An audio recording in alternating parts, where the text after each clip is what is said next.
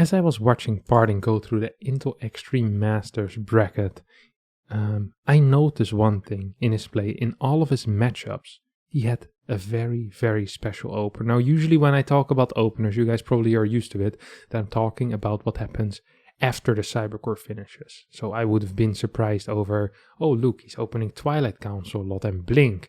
Well, usually we see a lot of Stargate, or maybe in PvT he would have opened a lot of Robo, which is something we don't see very often anymore. But no, this time it actually was something different. He opened up with a different build order. The first 2 minutes of the game were actually very different from anything that we've really seen before. And I'm a little bit embarrassed because for years I thought that the TOS opener had been completely figured out and had been perfected. But after benchmarking a couple of Partings games and then messing around with his opener myself, I noticed that I was getting more money, better results, faster timings with the things that he did than with what all of us have considered as optimal for the past 5 years. So I'd like to introduce all of you to the Parting 16-gate 17 Nexus. Here we go. So I just want to go over 2 replays. I want to keep this short and sweet because this is something that I've been aware of this build for a while and I've been messing around with it, and I thought it was optimal in certain situations. I thought it was optimal when playing certain glaive openers. I could hit faster. But I didn't know that how easily you could go into Stargate with similar timings as to a normal opener. And this is something that really surprised me. And as he plays, this is only a 4-minute game. He gets all-in on this map by some weird drone link flood. But this is not really what I want to pay attention to. What I want to pay attention to is to his opener and how great it is really.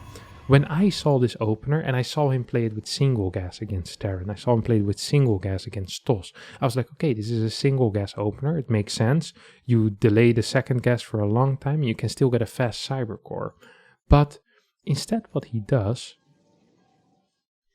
is he actually just gets, it's an 80 Nexus by the way that he plays it.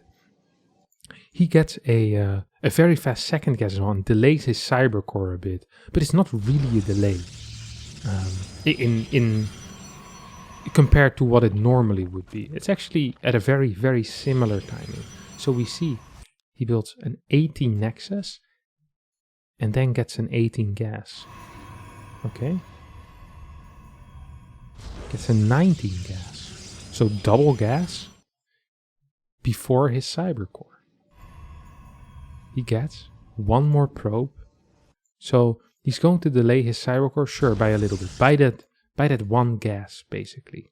But because he hasn't been mining any gas yet, those minerals don't completely make up for it, but it does make up for it a little bit. And on top of that, you'll get more minerals later on as your Nexus finishes. Now, you need to abandon this build the moment you see any type of early pull. I think there will be different types of responses that perhaps we can do if we delay our gas, but I'm not sure yet. This is simply too new for me. And then he gets a second chrono boost. Throws down a second pylon at some point. Right, pardon? Right now. I think it's even a little bit too late, but should still be fine. And he mines a crap ton of gas. Just really a lot of gas. And this allows him to actually get a faster Stargate than you'd usually get, while only delaying his Cybercore by about 2.5 seconds. So this won't have any effect on the real early game. Like links won't be able to, link flots won't be stronger, nothing will really be stronger, but your tech is actually faster. From a gateway expand, or gateway scout, this is an extremely fast Stargate, about 6 or 7 seconds faster. On top of that, he also has faster mining on the natural, which gives him more minerals. When I did my benchmarking, I actually got about a probe and a half extra at the 330 mark. My void rays were out faster. You just have slightly more money. It almost felt like you were playing a no scout, but instead of no scouting, you actually had a scout. So this really is kind of a big deal.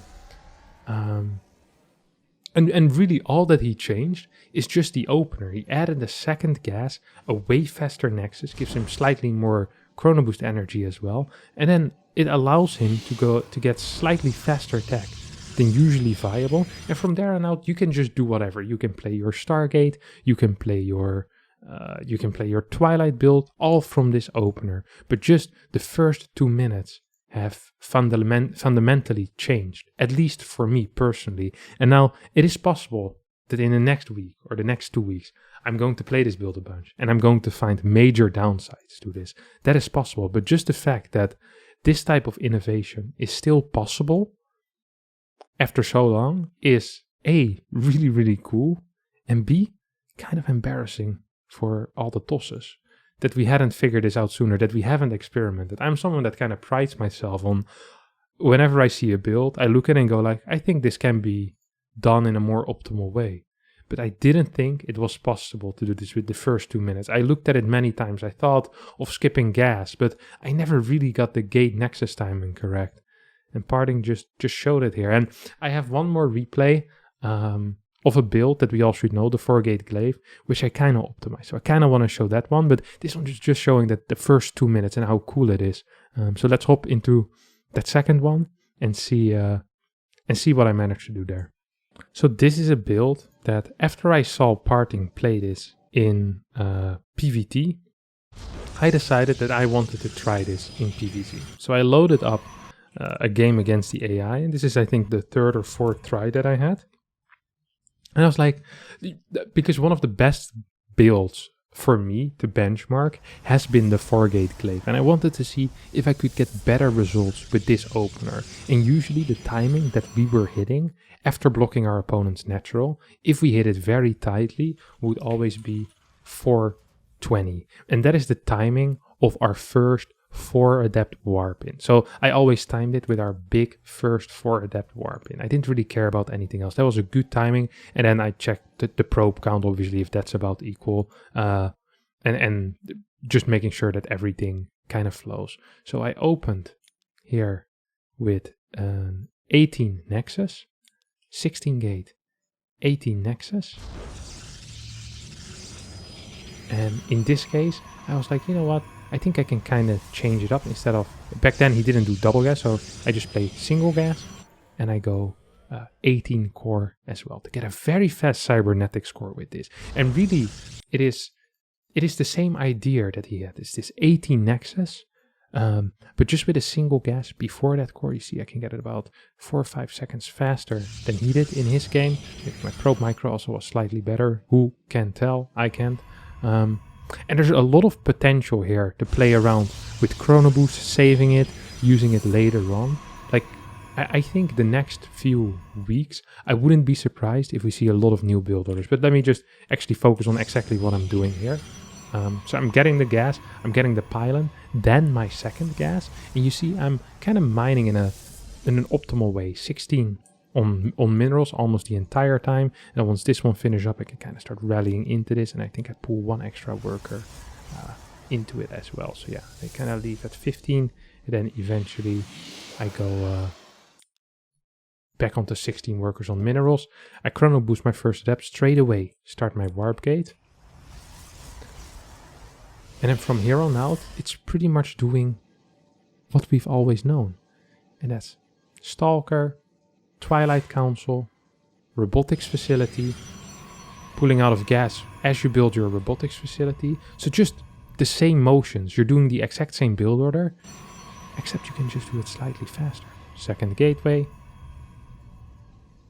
3rd gateway unit, in this case your second adept, and adding 2 extra gateways, and afterwards starting your glaives. Already get this one. As I was testing this, by the way, it always felt like I just had more money than what I would usually have. And it felt dirty in a way, like I was cheating. First warp in at 354. Usually I'd be happy if this warp in was at 4. That's a solid 6 seconds faster. In the first 4 minutes, where nothing really changes, that is absolutely massive. That is a difference of 150 minerals or something like that. 150 200 minerals. That is super huge. The fact that we overlooked this for years is embarrassing. Just embarrassing as a Protoss community. Prism, Gets chrono boosted out. And here, my first 4 warp in. Starting at 417, 418. Legit 3 seconds faster with good eco. And this was just after 2 tries. I remember I made a note, as I did this about 2.5 weeks ago, and I made a note to myself that I thought I could probably cut 3 to 4 seconds with better chrono boost usage on certain things. This wasn't an optimized build. This can be done better. I think I might even slightly mess it up afterwards here because my prism is too slow, so I only get 438, so I cut another second off of it. But all of this is really freaking fast, and the possibilities that we have with this opener to optimize build orders, to change things with single gas, double gas, even to rework our responses against things like 12 pool. Perhaps you can get away with getting a fast nexus, opening up with fast 2 zealots, not chronoing your probes initially. These are all things we can now really start considering. And I actually think the implications of this are potentially huge. And there's also potentially the case that I'm overlooking something massive, and that by next week, by the next Harstem hour, I'll have to put out a rectification and tell everyone that I'm a complete idiot to unsubscribe to my channel. But I hope that won't be the case, as I'm very, very excited to play around with this. I'm looking forward to perhaps making some guides with this specific opener. And even if you probably never really will quite understand the difference or truly use it in your games, because 100 minerals, honestly, if you're below Grandmaster, probably doesn't really matter that much. I think it's still very exciting that we have this level of innovation currently 10 years after the original game, or 11 years after the original game got released, and over 6 years since our last expansion pack. And I hope I managed to help you guys appreciate that a little bit as well, and understand why I'm so passionate about that. Thanks everyone for watching. If you did enjoy this, don't forget to subscribe to my YouTube channel, smash the like button, and hopefully I'll see you all next time for a new Harstem hour, which only lasts 12 minutes. Bye bye.